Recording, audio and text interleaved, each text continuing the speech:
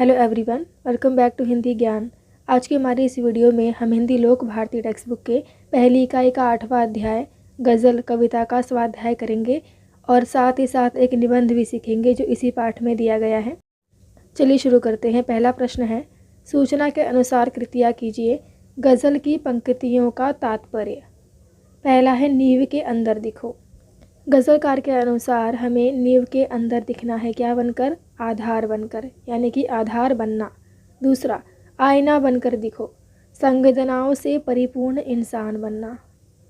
प्रश्न क्रमांक 2 है, कृति पूर्ण कीजिए। मनुष्य से अपेक्षा, यानी कि मनुष्य से क्या क्या उम्मीदें हैं? इंसानियत की राह पर चलें और पथ प्रदर्शक बने, यानी दूसरों का मार्गदर्शन करें।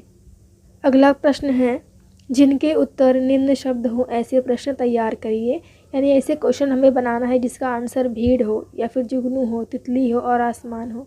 पहला है भीड़। इसका क्या प्रश्न हो सकता है? गज़लकार किस में शक्ल ढूंढ रहा है? किसने कहा कि वह भी साथ है? तीसरा, तितली। पद्यांश में किसके टूटे पर की तरह बनने के लिए कहा गया है? चौथा है आसमान। गर्द उड़कर कहाँ छा गई? उत्तर होगा आसमान। प्रश्न क्रमांक 4 है, निम्नलिखित पंक्तियों से प्राप्त जीवन मूल्य लिखिए। पहला है, आपको महसूस होगी भीतर दिखो। इस पंक्ति जो है, इस पंक्ति में क्या बताया गया है? हमें परपीड़ा का अनुभव करना, यानी दूसरे के दुख को समझना। दूसरा है, कोई ऐसी शक्ल। इन पंक्तियों में गज़लकार ने बताया है सत्कर्मों की राह पर चलकर आदर्श स्थापित करना, यानी कि खुद अच्छा करो ताकि दूसरों के लिए हम एक मार्गदर्शक बन सकें। प्रश्न क्रमांक 5 है, गज़ल में प्रयुक्त प्राकृतिक घटक। तो पहला आएगा जुगनू, सीप, फूल और तितली। प्रश्न क्रमांक 6 है, कवि के अनुसार ऐसे दिखो, यानी कवि ने हमें किस तरह बनने के लिए कहा है? नींव के अंदर दिखो, मील का पत्थर दिखो, मोम के भीतर दिखो, रोशनी बनकर दिखो, सीप के अंदर दिखो। ये पांचों इसके आंसर होंगे।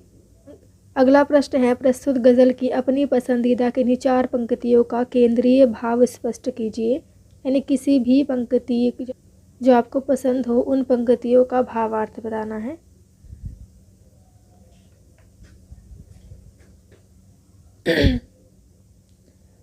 अगर कहा जाए तो इसमें जो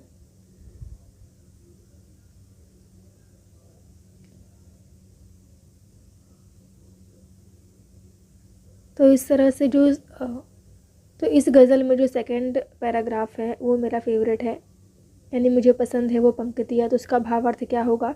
गज़लकार कहता है, चल पड़ी तो गर्द बनकर आसमानों पर लिखो और अगर बैठे हो कहीं तो मील का पत्थर दिखो। गज़लकार कहता है कि जिस प्रकार हवा के झोंके से एक बार गर्द अर्थात धूल उड़ती है, गज़लकार कहता है कि जिस प्रकार हवा के तेज झोंके से एक बार धूल उड़ती है और धीरे धीरे वह पूरे आसमान पर छा जाती है, उसी प्रकार हमें भी अपने मन में जब कोई संकल्प ठान लेना है तो उद्देश्य पूरा होने तक हमें लगातार प्रयास करना है और जब तक सफलता ना मिले रुकना नहीं है। और यदि जीवन के किसी पड़ाव पर हमें थक कर या खुद की इच्छा से ठहरना भी पड़े तो हमें मील के पत्थर की तरह बैठना चाहिए। जिस प्रकार मील का पत्थर सदियों से एक ही जगह पर बैठे लोगों का पथ प्रदर्शन करता रहता है, उसी प्रकार हमें भी जीवन में कुछ ऐसा काम करना है जो आने वाले पीढ़ियों के लिए मील का पत्थर साबित हो सके।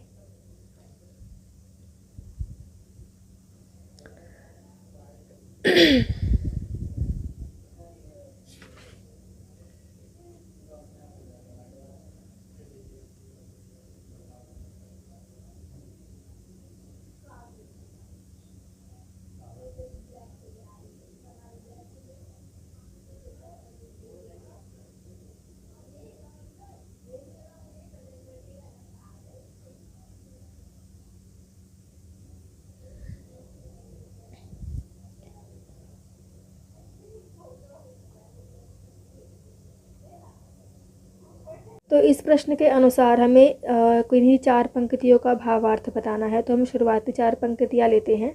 आपसे किसने कहा स्वर्णिम शिखर बनकर दिखो, और शौक दिखने का है तो फिर नींव के अंदर दिखो, चल पड़ी तो गर्द बनकर आसमानों पर लिखो और अगर बैठे हो कहीं तो मील का पत्थर दिखो।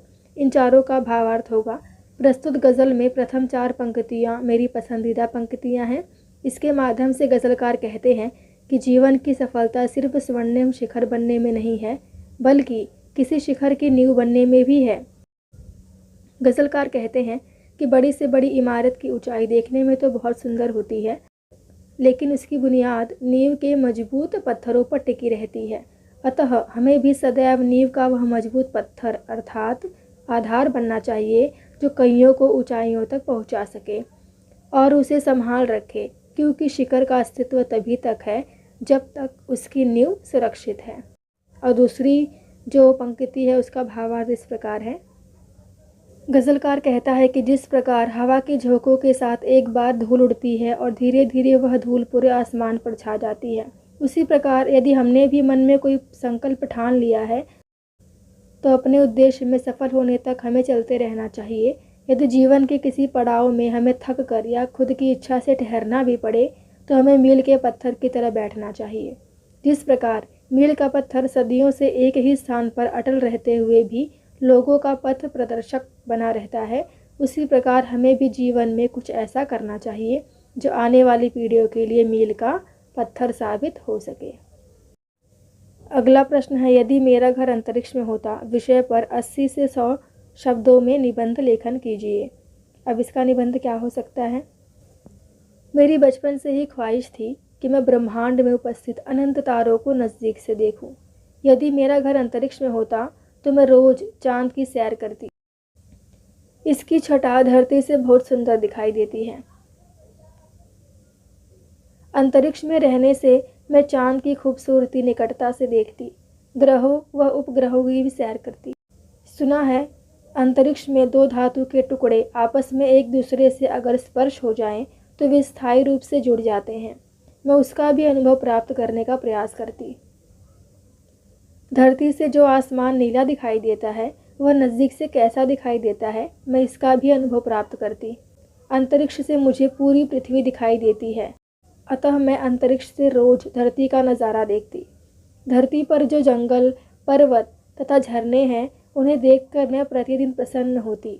धरती के प्राकृतिक सौंदर्य का आनंद मैं अंतरिक्ष में बैठे बैठे लेती। अंतरिक्ष का वातावरण पृथ्वी के वातावरण से बिल्कुल अलग है, अतः मैं अंतरिक्ष के अजीबोगरीब वातावरण के अनुभव को महसूस करती और अपने आप को उस वातावरण में ढालने का प्रयास भी करती। यदि मेरा घर अंतरिक्ष में होता तो मैं बहुत आनंद से रहती। इस प्रकार से यह निबंध समाप्त हुआ और साथ ही साथ गज़ल चैप्टर का स्वाध्याय भी पूरा हुआ। Thank you for watching.